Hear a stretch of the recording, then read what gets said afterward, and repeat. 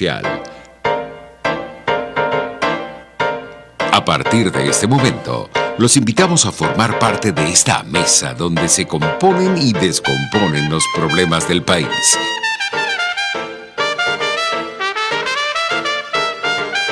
RCR presenta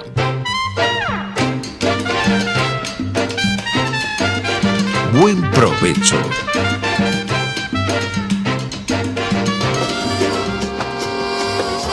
La voz de la diáspora en Buen Provecho, con el profesor Tomás Páez.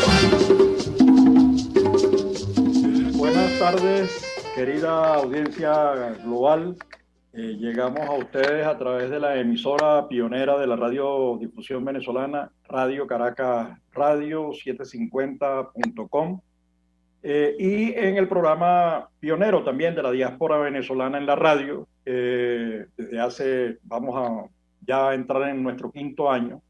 Y este programa llega a ustedes bajo la dirección de la conducción de la estación Jaime Nestares, en la gerencia de producción Welit Sarcaya, en la producción Carla Sons, en los controles Gregorio González y en la conducción este servidor quien les habla, Tomás Páez. Nos pueden seguir y ver a través de YouTube, en nuestra plataforma digital, y en Periscope nos consiguen en RCR 750. Queríamos, antes de presentar a nuestro invitado, mencionar dos o tres cosas que nos parece importante insistir en el tema de que la banca, las instituciones financieras del país atiendan los requerimientos de quienes están en diáspora. Hay mucha gente en Venezuela padeciendo enfermedades. Tenemos muchos profesores universitarios cuyo seguro no alcanza y necesitan apoyos cada vez más de recursos de fuera y recursos de dentro. Entonces, le pedimos a la banca que entienda la situación y que trate de atender de mejor manera, digo en general para no mencionar instituciones en especial, pues, ¿no? Tratar de prestar una mejor atención a la diáspora, pues, ¿no? Para que pueda cumplir con su función, digamos, de apoyar a sus connacionales, a los compatriotas que les están pasando bien negras. Hemos insistido también en la necesidad de seguir trabajando en la estrategia de gobernanza de la diáspora, y parte del programa que hacemos hoy tiene que ver con eso. ¿Qué significa tener 6.200.000 venezolanos fuera, es decir, casi el 20% de la población? Y además de ello, el 80% en edad de trabajo, comprendido entre los 20 y 45 años, básicamente como todas las diásporas en el mundo, con disposición a trabajar, pero además reproduciéndose, es decir, creando y ampliando el potencial, lo que significa que estamos ante una nueva geografía de Venezuela. Desafortunadamente, nosotros no tenemos información en el país, no existe en el Instituto de Estadísticas información acerca de la diáspora, y eso es un atentado en contra de la democracia, porque la información es un bien público, bien para tomar decisiones a empresas, a instituciones, a universidades, y eso de verdad que afecta a la democracia. Lo decía Jean-Paul Fitouz, que no sé si lo pronuncio bien, un francés especializado en este tema, porque la información es un bien público, nos las merecemos todos. Sabemos que, yo no sé cuán cierto, pero sí conozco datos específicos del fracaso del censo en áreas concretas, es decir, que la información incluso que tenemos del censo no es absolutamente transparente, y se está produciendo un cambio demográfico. Y por eso recurrimos a una voz de expertos.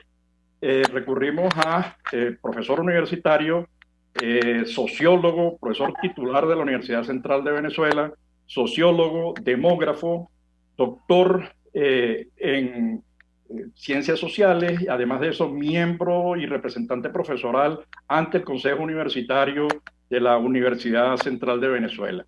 Y con él queríamos conversar sobre este tema, cómo está viendo Rómulo todo este asunto de la diáspora creciendo, con las magnitudes en las que está creciendo y en las edades en las que está creciendo, que constituye un bono demográfico realmente el cual el país no está aprovechando.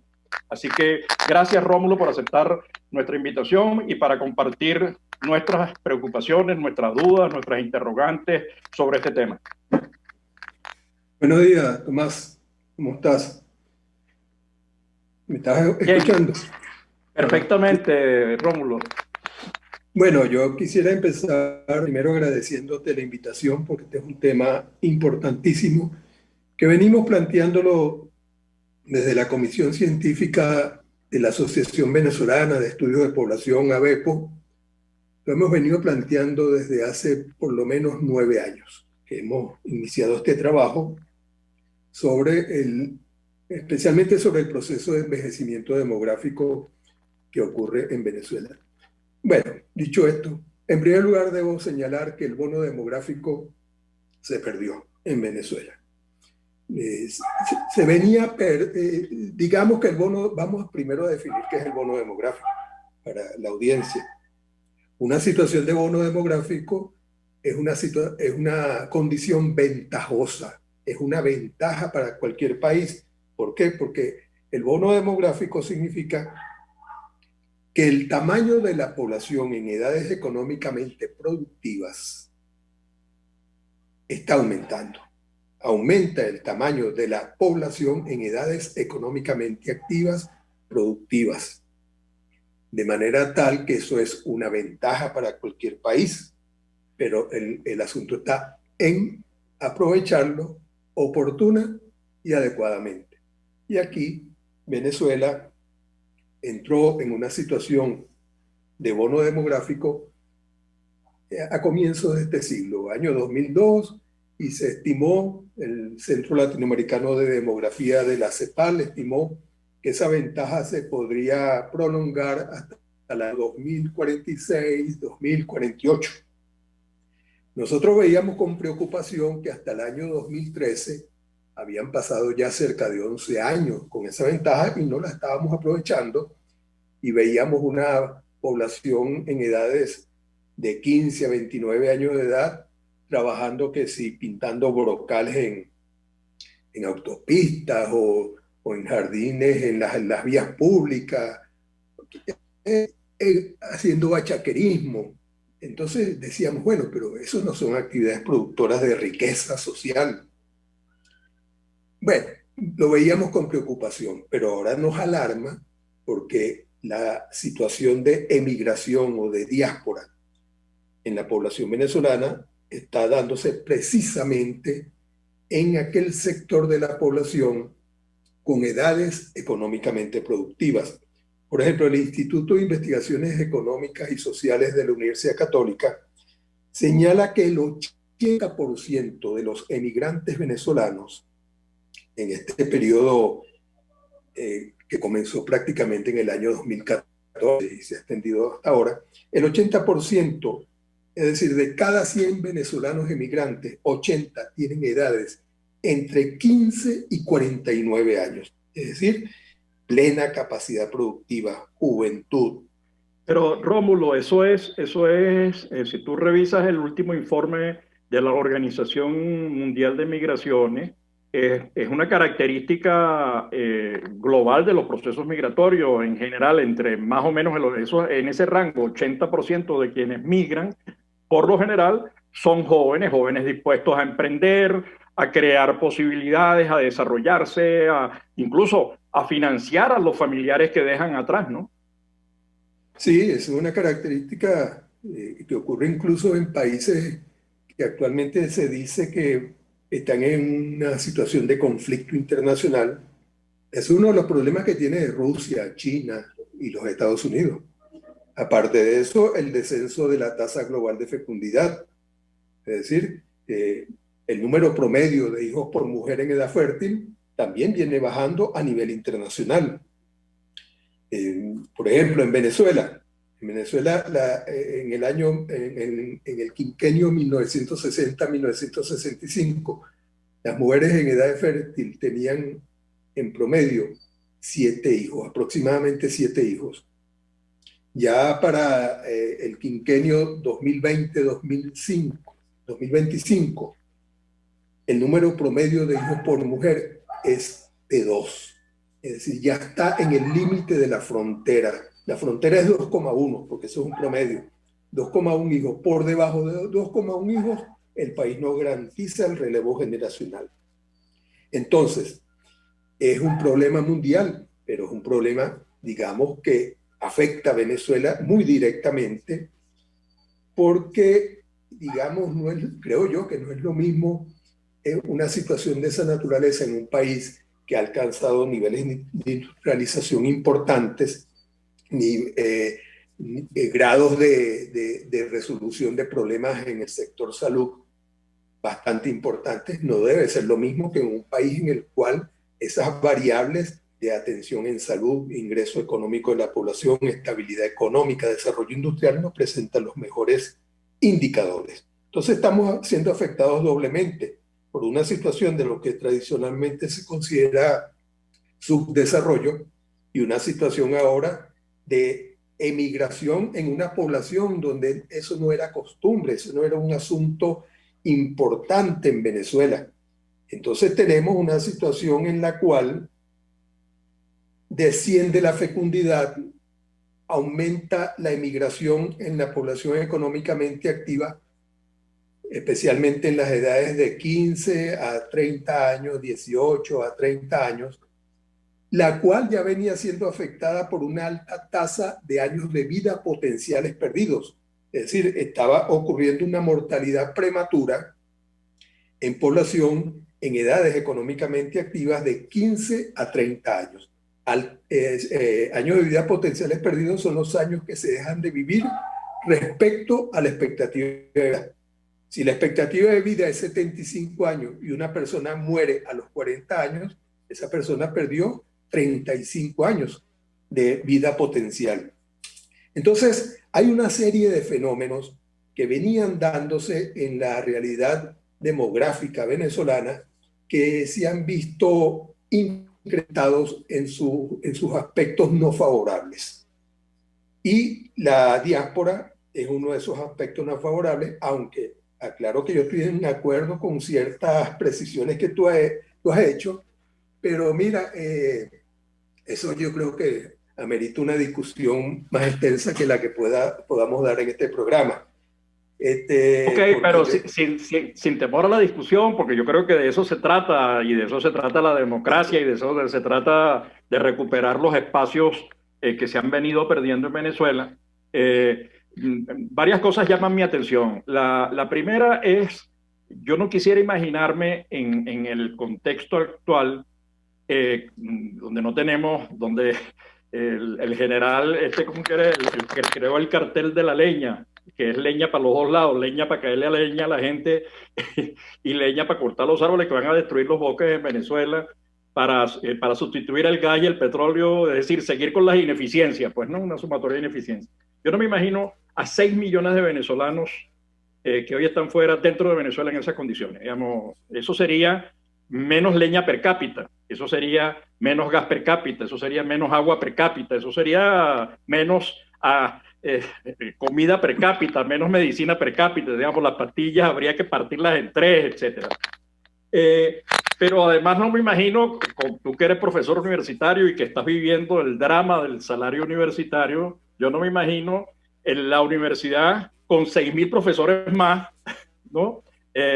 Dándole respuesta, porque bueno, si hoy cobran un profesor universitario 0.00 centavos de dólar, creando una nueva categoría de pobreza, ya no extrema ni aguda, sino lo siguiente, yo no me imagino un montón de profesores. Entonces, afortunadamente tenemos gente que se está formando, que se está preparando, que también está haciendo cosas y que ha permitido quienes se quedan, que además están haciendo una pelea muy, muy fuerte en las condiciones muy adversas, por defender los espacios democráticos. Entonces me llama la atención, uno, ¿por qué esto no forma parte de la agenda política de discusión, ¿no? ¿Por qué no forma parte, más allá de las preocupaciones de los académicos, por qué no ha saltado a la palestra una cosa tan importante como esta?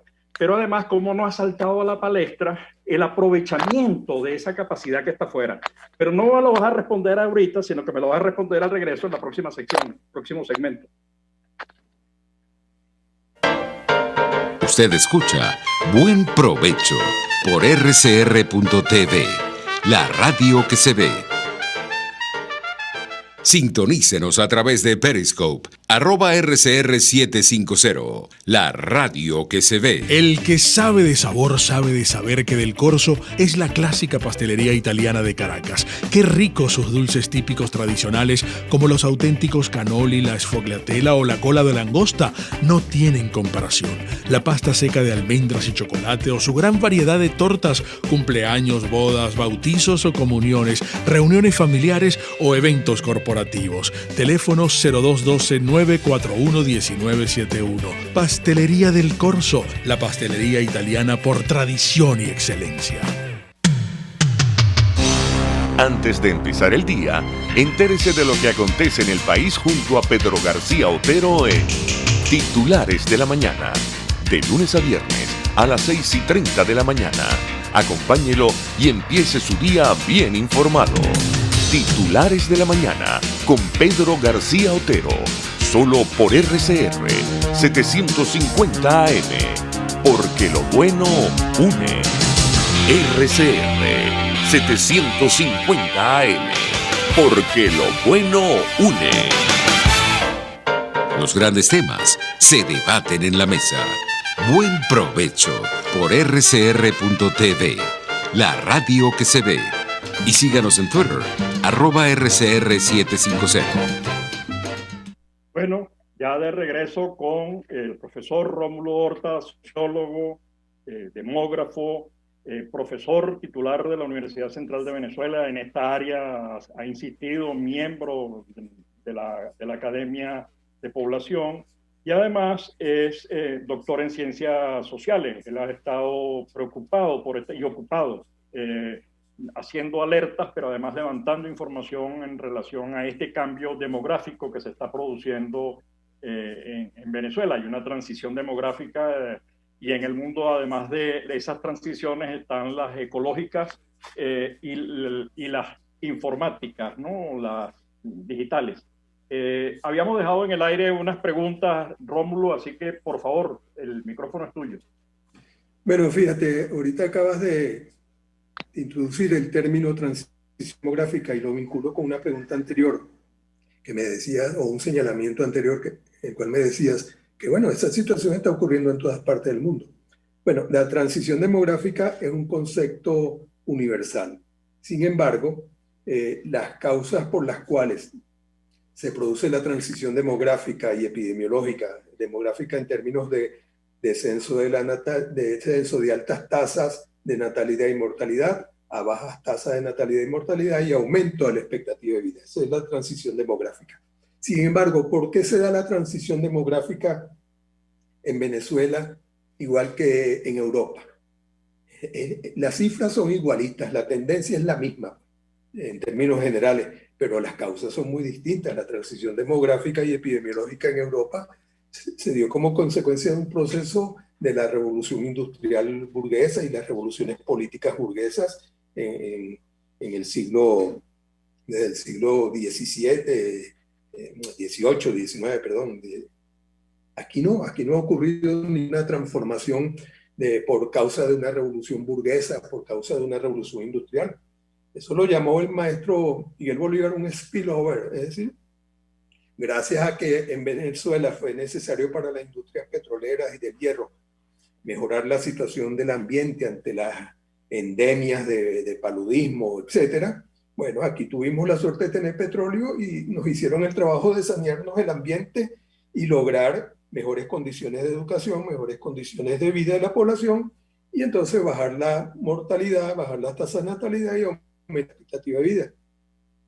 Entonces, la pregunta que tú me hacías, la última pregunta, es muy importante. ¿Por qué no es objeto de discusión en la academia, ni a nivel político, ni a nivel de la Asamblea Nacional, ni del Gobierno Nacional? ¿Por qué no es motivo de debate esta situación demográfica que usando términos europeos, eso en Europa lo llaman invierno demográfico o suicidio poblacional.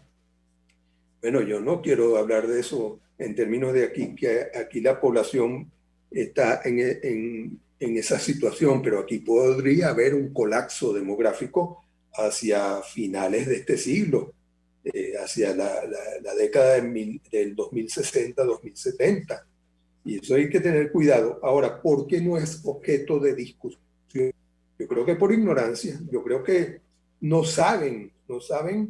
conocen la dimensión de los procesos demográficos, la importancia que hoy día tiene en los conflictos geopolíticos internacionales, la variable demográfica. Hoy día se habla de potencias demográficas y así como se habla de potencias económicas y potencias que tienen injerencia importante en el manejo de las Naciones Unidas, etcétera, hoy día se habla de potencias demográficas y potencias demográficas que se caracterizan por tener grandes cantidades de población, tamaño de la población. Es un problema importante para el ejército de España, el hecho de que no esté creciendo el tamaño de la población en edades para el servicio militar, para participar en los procesos militares. Y aquí en Venezuela... En general en Europa, no para cortarte, sino para que sigas en la reflexión, revisa tu pantalla, que creo que tienes allí algo como si hubiese caído una gota de café o una gota de agua. Revisando lo que pasa en Europa, ¿qué constatan? Que Europa, el financiamiento del estado de bienestar le va a ser muy difícil, porque si antes tenía por cada jubilado una base de trabajadores, esa base de trabajadores se ha venido encogiendo, porque además la población ha aumentado en edad, aumentan los costos, porque después de los 60, 70 años se incrementa en 3 veces el costo de la medicina, eso encarece el servicio, entonces por eso se han buscado estrategias de alargar la edad de jubilación para poder seguir manteniendo las posibilidades de mantener el estado de bienestar. No es fácil, es todo un problema que tiene frente a sí Europa. Fíjate que en España el 14% de la población viene de Latinoamérica fundamentalmente, pero también de Marruecos, también de Rumanía, etcétera. Y son y ahora de Venezuela, ese bono demográfico, esa energía, esa capacidad emprendedora, esa capacidad de trabajo para toda la... Entonces yo creo que ahí hay un tema interesante de cómo Europa hoy está llamando recursos humanos fuera de Venezuela, fuera de sus países. Alemania acaba de lanzar una estrategia para atraer a 1.500.000 personas, ¿no?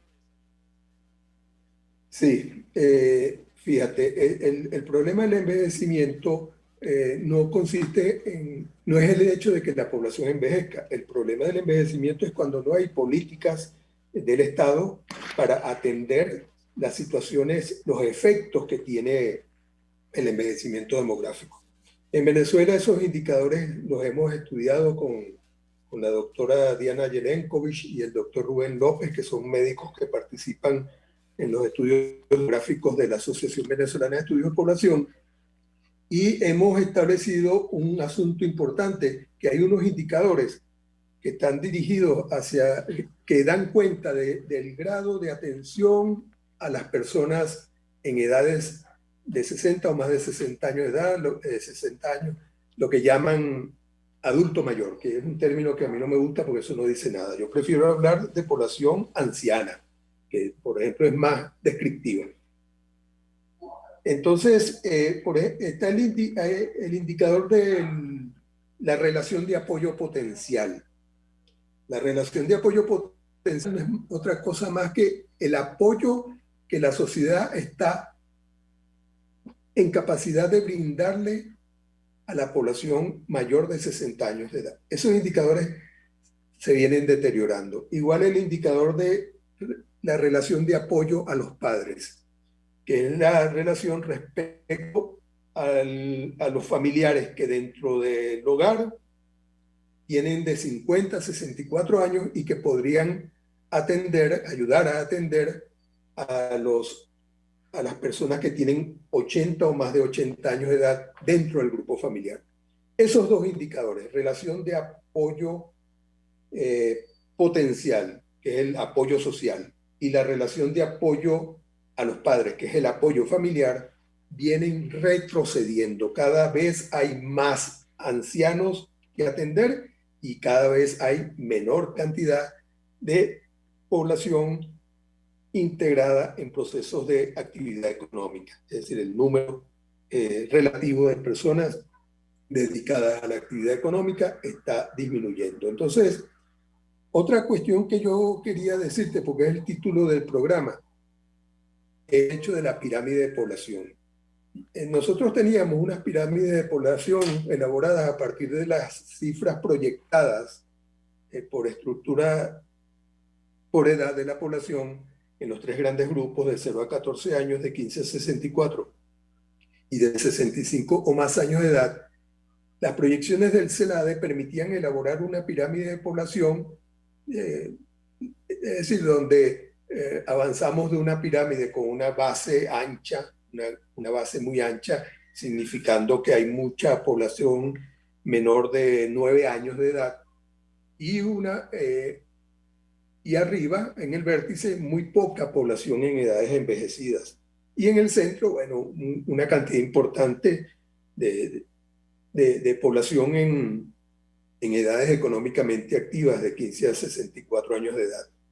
Entonces, bueno, eso iba por un ritmo. Hicimos las gráficas, la pirámide de población del año 1950, 2017 y 2050, y daba la tendencia que ocurre en todas partes del mundo. Igualito, el gráfico se va abultando hacia el centro y entonces se forma como una especie de una urna, algo así, ¿no?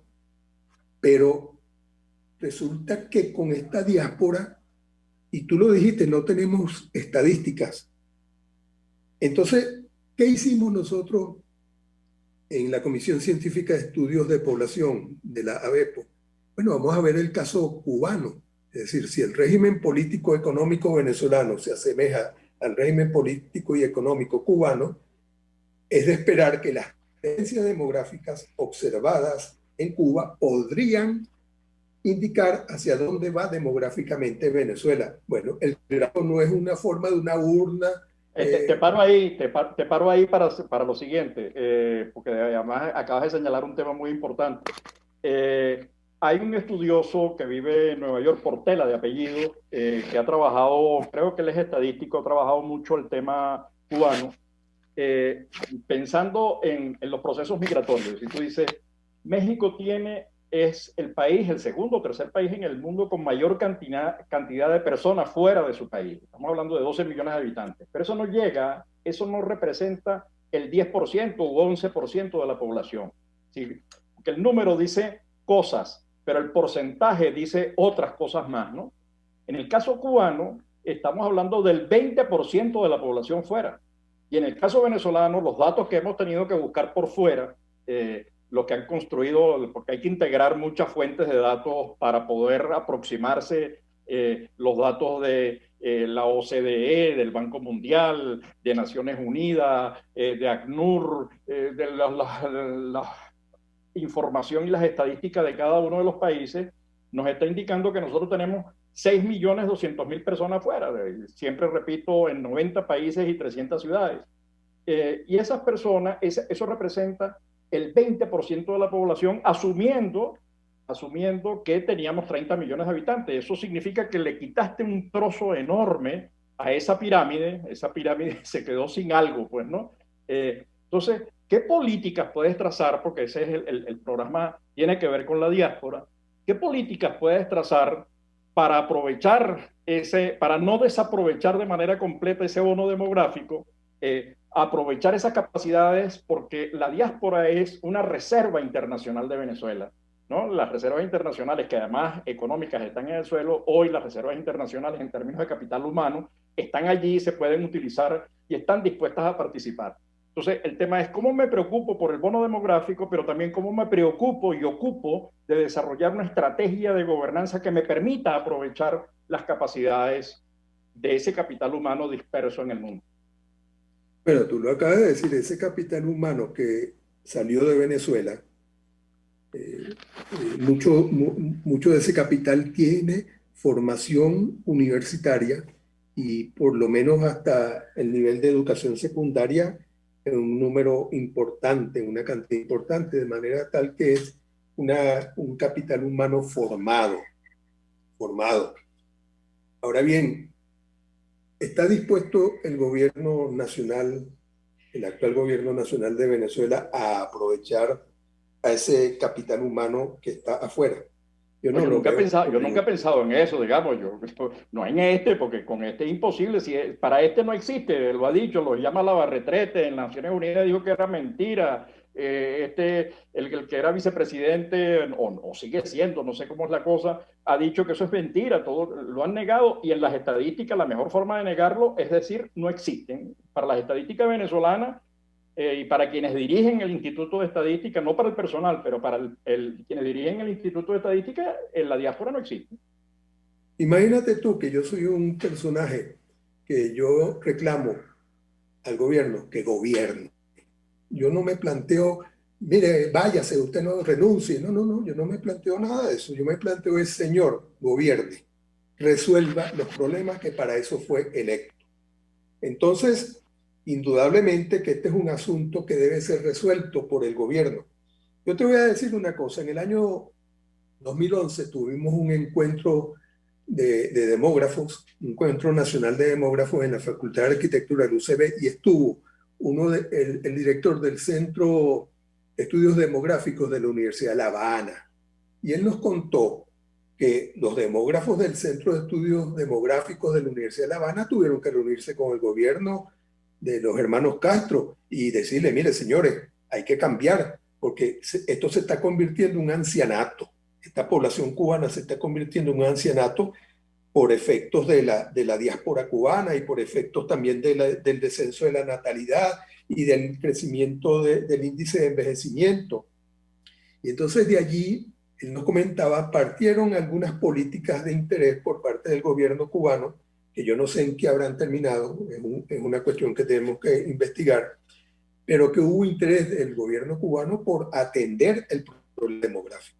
Bueno, entonces yo, que no ando tumbando gobierno, porque yo no me ocupo de esas cosas, eso no es mi trabajo, yo como ciudadano venezolano reclamo al gobierno que gobierne y resuelva este problema demográfico en el sentido de que, bueno, los que están afuera, vamos a ver cómo aprovechamos ese potencial humano que está afuera, cómo lo integramos activamente a nuestras funciones económicas, de salud, etcétera, educativas, es decir, cómo incorporar a esos venezolanos a la gestión de Venezuela. Eso es importantísimo, pero yo no veo nada. Claro, pero ¿y por qué dejarlo en manos es decir, sin negar lo que tú señalas, digo, complementando, ¿por qué no incorporar allí al sector privado? ¿Por qué no incorporar allí a las alcaldías? ¿Por qué no incorporar allí a las universidades? Y hay un potencial inmenso que puede dictar talleres, armar cursos, crear redes que además se están creando. Y entonces tú dices, bueno, no es un tema solo del gobierno, es un tema de las organizaciones, pero vas a tener que despedirte, Rómulo, vamos a tener que retomar esta conversación en otro momento, pero por favor dinos algo en relación con este tema, porque vamos a tener que retomarlo porque es un tema fundamental, porque está impactando de manera real la estructura piramidal de la población venezolana. Así que, por favor, y gracias por esta oportunidad de compartir con toda nuestra audiencia. Bueno, aquí tenemos que fajarnos, los venezolanos, las universidades, el sector privado, el gobierno nacional, a atender este problema, porque esto podría ir a una situación de un colapso demográfico hacia finales del siglo XXI, donde ya las proyecciones del Centro Latinoamericano de Demografía hablan de una tasa de mortalidad mayor que la tasa de natalidad en Venezuela. Te tenemos que dejar, gracias Rómulo, 1 millón y seguimos. Gracias. Usted escucha Buen Provecho por RCR.tv, la radio que se ve. Puedes seguirnos en nuestras redes sociales. En Twitter, @RCR750, la radio que se ve. ¿Te imaginas unos deliciosos y súper cremosos helados libres de azúcar, libres de lácteos, libres de huevos, libres de gluten, libres de culpas? Te lo tengo. Heladería Vegan Fruit lo hizo posible y aptos para todo tipo de personas. Los heladitos Vegan Fruit los encuentras en los mejores supermercados y tiendas de delicateces. Síguelos en las redes. @heladería Vegan Fruit. Amor vegano y cremoso. El doctor José Eduardo Troconis y sus especialistas invitados le ayudarán a obtener cada semana el secreto para mejorar su calidad de vida en RCR Salud. Usted podrá comprobar la veracidad de las tradicionales técnicas y últimas tendencias que se divulgan acerca de la salud y la medicina en nuestra sociedad. Hay mucho más dedicación y hay mucho más experiencia. Tenemos las herramientas. RCR Salud, todos los domingos, a partir de las 10 de la mañana, por RCR 750 AM. Desde los sectores populares del país se escucha una clara señal. Es el radar de los barrios. Evelyn Martínez y la Red de Ciudadanos le invitan a identificar amenazas, ubicar soluciones y hacer seguimiento eficiente a las problemáticas de cada sector. Un espacio contra la polarización donde se construye de abajo hacia arriba y de adentro hacia afuera. El radar de los barrios, de lunes a viernes, a partir de las 10 de la mañana, solo por RCR 750 AM. En este espacio nos encargaremos de llegar al conocimiento mediante la observación de la posición de los astros y las características comunes de muchas personas con fechas de nacimiento. Esa energía también nos involucra a cada uno de los signos. Guía astrológica.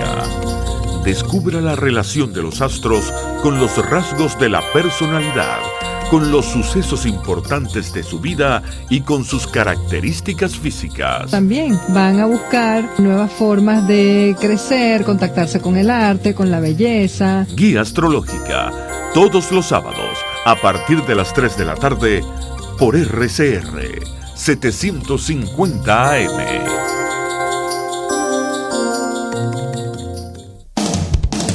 RCR 750 AM, porque lo bueno une.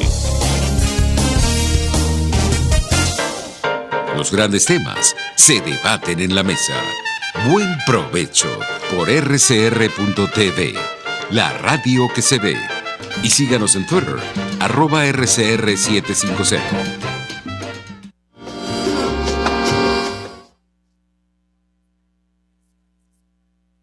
Diario, y conoceremos a nivel internacional algunos fragmentos de vida de la diáspora. Disculpa porque no dejé introducir la introducción al programa de Fragmentos de Vida. Estaba conversando con nuestra invitada que tenía un tema de horario allí trastocado y se está incorporando ya. Entonces, nuestra invitada, con quien vamos a hablar de su historia de vida, es Luz Marina Manzano. Esperemos que se incorpore rápidamente. Es el psicólogo, especialista internacionalista, especialista en relaciones internacionales.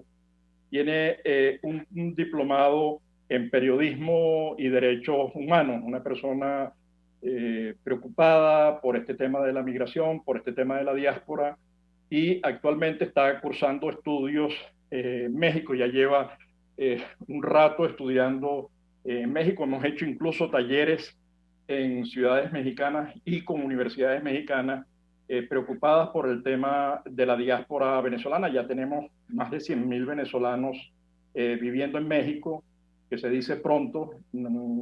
Por lo general, nuestra migración hacia México la hacía la diáspora política, por llamarlo de alguna manera, en los momentos en que hubo dictaduras en Venezuela, que fue durante la primera mitad del siglo pasado. y que continúa en estas 2 décadas del presente siglo. Bueno, y ahora tenemos una migración masiva. Ya tenemos con nosotros a Luz Marina. Luz Marina Manzano, ya te presenté, así que lo que queremos saber es cómo te sientes, por qué decidiste marcharte a estudiar, por qué estás allí, cómo te sientes, cómo te integras y si piensas regresar también al país. Cuéntanos todo eso, cómo ha cambiado tu vida, tu presencia en México. Gracias, Luz Marina. Profesor, pues en principio muchísimas gracias, altamente agradecida. Es un honor poder conversar con usted, es un hombre muy ocupado. Pues muchas gracias. Pues mire, agradecida por la oportunidad, pues gracias por la presentación. Le comento un poquito, pues yo tengo ya entre el ir y venir aproximadamente unos 10 años acá en México. Como bien le he comentado anteriormente, pues salí por intercambio. Nunca fue mi plan quedarme en México y siempre con una visión muy clara de que me iba a estudiar para regresar a Venezuela a llevar mi conocimiento. Siempre lo he tenido muy claro y no me quito eso de la cabeza. Pues la verdad ha sido una experiencia bastante enriquecedora. La verdad ya tengo amigos, familia acá, ya es más establecida, pero realmente ha sido todo un reto.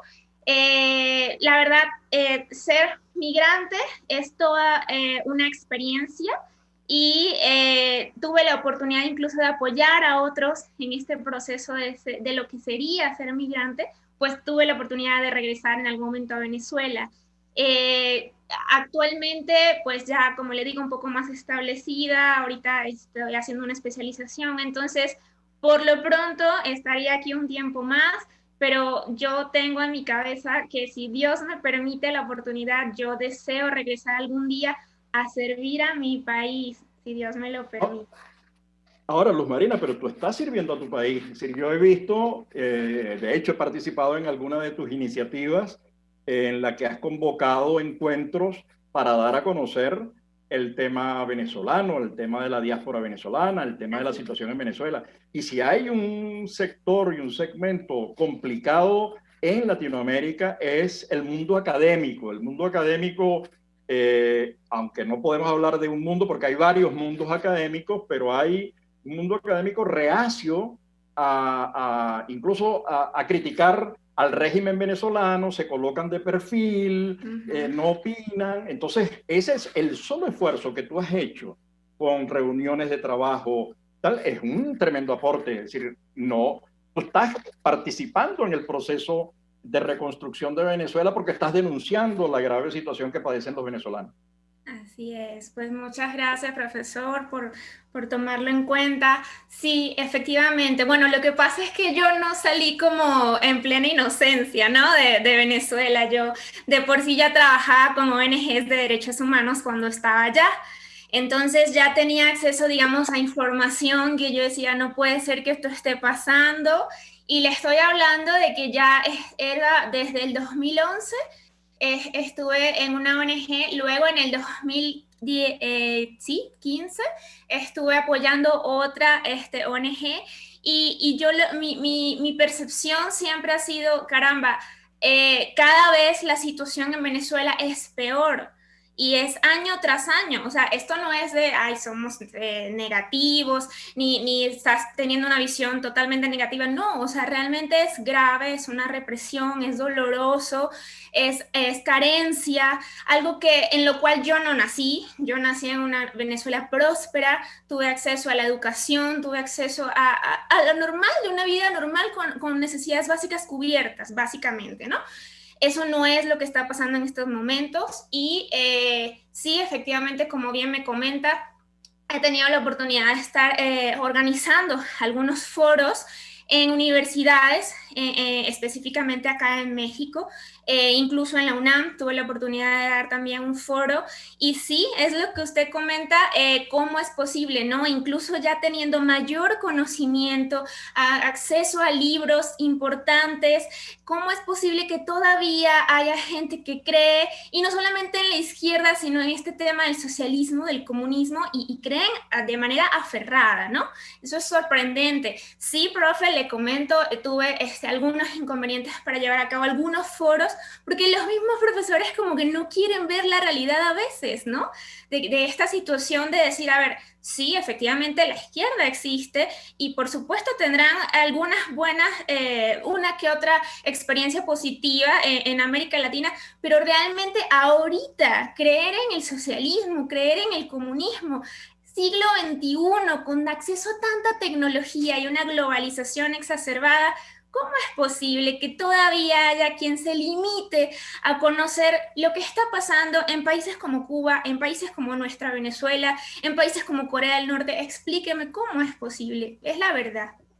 Ese trabajo que tú venías haciendo, Luz Marina, en las ONG, que además ha sido lo que hizo posible ese informe de la Comisión de Expertos de Naciones Unidas, que es, digamos, no solamente avala, sino que profundiza de manera enorme en la violación de los derechos humanos del periodo que va de 2014 a 2020. No contempla la violación previa, pero esta violación de este año que ya ha llevado a proponer la incriminación con nombre y apellido de personas por crímenes de lesa humanidad. Digamos que la situación es tal que lo hace.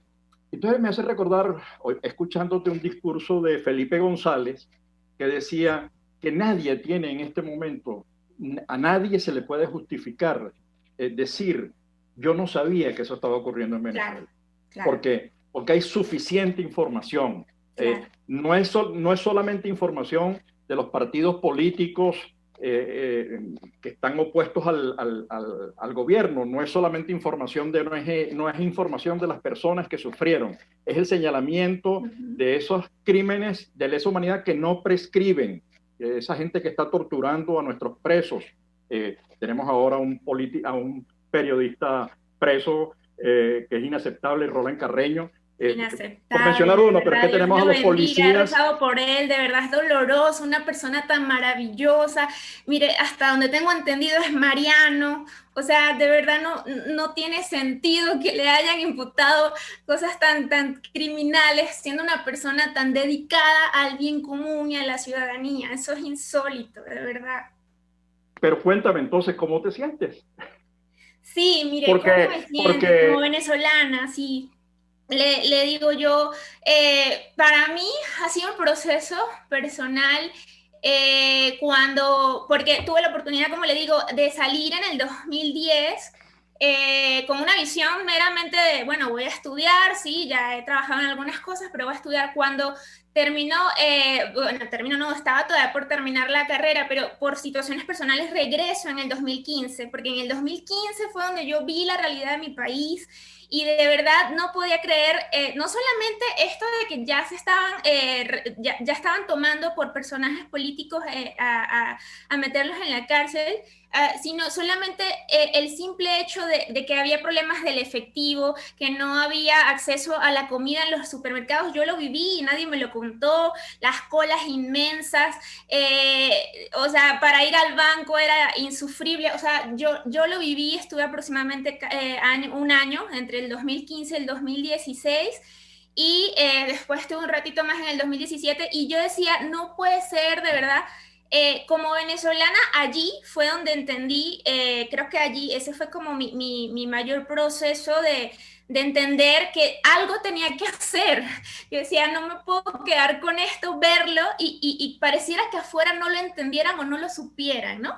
Entonces, ¿a qué me dediqué yo en lo personal? En ese momento di charlas, algunos talleres, algunas conferencias para preparar a las personas para emigrar. Y eso era insólito porque era como si en teoría yo estaba preparando a las personas casi para traicionar a su patria, ¿no? Pero no, porque yo tenía claro en mi cabeza que esas personas eran, como usted dice, la diáspora, que enviarían las remesas para mover la economía venezolana como lo están haciendo en este momento. Eso es un logro, aunque duela, aunque han sufrido muchísimo. Casi 5 millones de venezolanos tenemos en el exterior en estos momentos, la mayor cantidad, los 2 millones aproximadamente, aproximadamente en Colombia, y realmente a pesar de todo el sufrimiento que han tenido, la xenofobia, el rechazo, problemas laborales, problemas de documentación, a pesar de eso, son ellos y somos de alguna forma, si me puedo meter en esa diáspora, como dice usted, somos los que estamos sosteniendo el país. Esa es la realidad. Entonces, en el 2015, 2016, yo me dediqué a hacer estas charlas y los estudiantes universitarios a punto de graduarse estaban en esta disyuntiva entre me quedo o me voy. Y pues en ese momento mi simple misión era decir, bueno, hay un sentido de vida, hay un plan de vida y debes dedicarte a observar dentro de ti si estás dispuesto a luchar, porque es una lucha la que tenemos en el exterior diaria para poder dar sustento personal y apoyar a otros. Eso es lo que he hecho y de verdad ha sido difícil, pero ha sido un proceso muy interesante. Gracias, Luz Marina. Tenemos que cerrar el programa porque se nos acaba el tiempo. Gracias a ti por tu esfuerzo, por tu participación y por el tiempo que nos has cedido. 1.000.000 de verdad. Gracias. No, de verdad. Mil gracias a usted. Agradecida por esta oportunidad. Seguimos en la lucha, seguimos aportando desde lo posible y creo firmemente en que algún día este sueño que tengo de regresar a trabajar por mi país, ojalá en la política de mi país sea posible, porque a eso salí del país, no se me olvida. Amén. Que esté muy bien, profe. Cuídese mucho. Dios lo bendiga. Igual, igual. Gracias.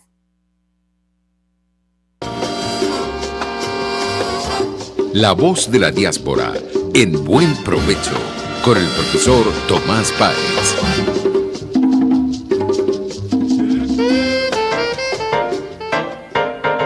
RCR presentó Buen Provecho. Síganos en Twitter en @RCR750. RCR 750 AM, porque lo bueno une. RCR presentó Buen Provecho, una producción nacional independiente con certificado número